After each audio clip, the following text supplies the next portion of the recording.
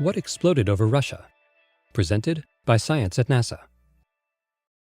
When the sun rose over Russia's Ural Mountains on Friday, February 15th, many residents of nearby Chelyabinsk already knew that a space rock was coming.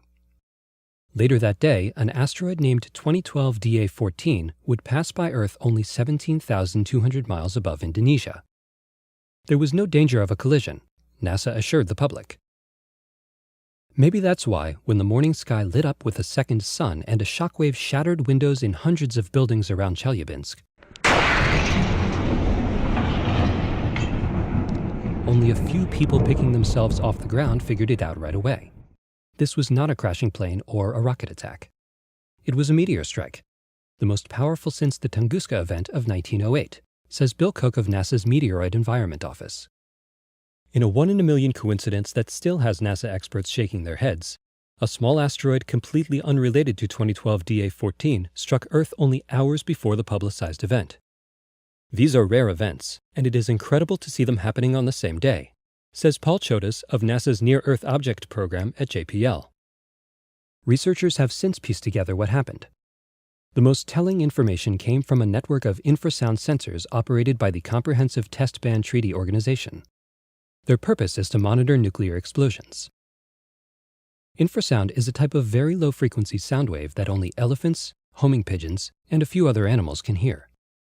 It turns out that meteors entering Earth's atmosphere cause ripples of infrasound to spread through the air of our planet. By analyzing infrasound records, it is possible to learn how long a meteor was in the air, which direction it traveled, and how much energy it unleashed. The Russian meteor's infrasound signal was detected by multiple stations, including one in Alaska more than 6,500 kilometers from Chelyabinsk. Western Ontario professor of physics Peter Brown analyzed the data. The asteroid was about 17 meters in diameter and weighed approximately 10,000 metric tons, he reports.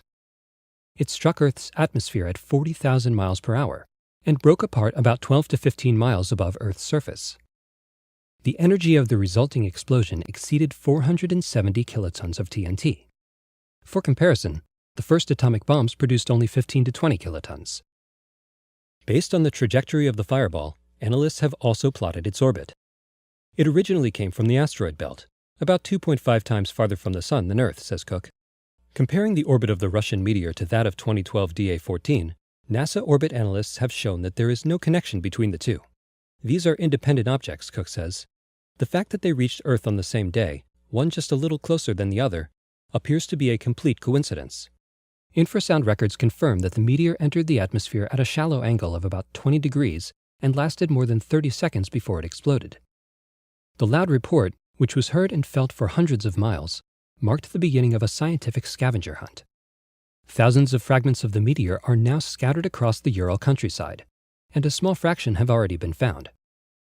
Preliminary reports, mainly communicated through the media, suggest that the asteroid was made mostly of stone with a bit of iron. In other words, a typical asteroid from beyond the orbit of Mars, says Cook. There are millions more just like it. And that is something to think about as the cleanup in Chelyabinsk continues. For more news about things coming out of the blue, visit science.nasa.gov.